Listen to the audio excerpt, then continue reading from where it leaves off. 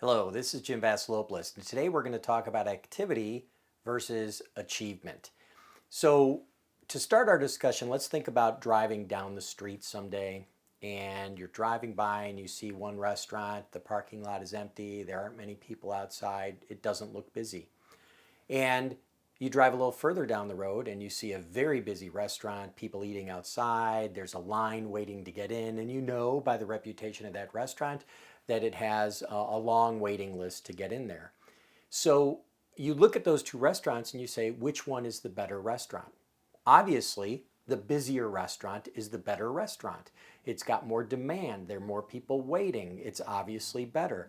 And that is a great analogy for restaurants. Unfortunately, many times what we do is we take that same understanding and we translate that into people. So if you see two salespeople, let's imagine, who are at work, you've got one that maybe takes off Mondays, shows up to the office a little bit late, maybe takes Fridays off and goes golfing.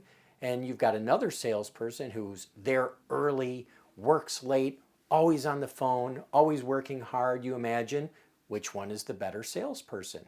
Obviously, much like the restaurant, you would think that the better salesperson is the person who is there early, working late, always on the phones. But in reality, you may have that salesperson who's taking off Fridays and showing up late have more sales. They actually achieve more instead of just being busy. And we get caught up in this mess where we say just because someone looks busy or they appear busy or they're working hard that they're more successful or they're more admirable or they are the better employee. It's never good to confuse activity with achievement. If that person who's working hard is getting more results in sales than the person who's not, yes, that's great. But if the person who's working smarter, not harder, is actually killing it in the sales world and they're hitting their quota and exceeding their quota, maybe we're not forgetting, or maybe we are forgetting the fact that perhaps that person is learning.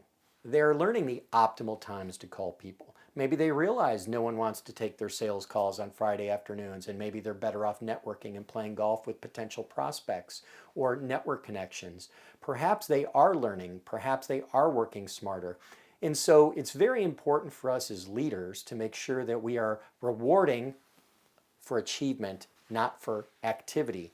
And many times what we do as managers, we even manage activity and we get into the fine granularity of how many times are you picking up the phone and how many times are you doing this instead of really coaching activity, because activity is where we learn.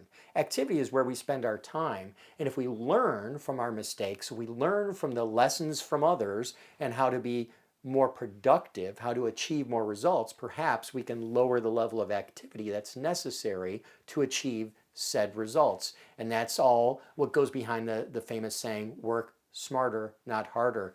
So when we're leading people, it's important to coach activity, to help people learn from what they're doing, and to manage through results, because what we really care about is achievement. And this is one of those areas where we get confusing signals from management, from leadership, and even from the world around us on the difference between activity and achievement. So let's coach activity, manage to achievement, and let's be conscious of the fact that many of these things we bring into the workforce where we say, hey, this person's good because they are working hard all the time. Let's be careful. Let's make sure we're looking at achievement, because that's, at the end of the day, what matters most. That's all we've got for today. Thanks.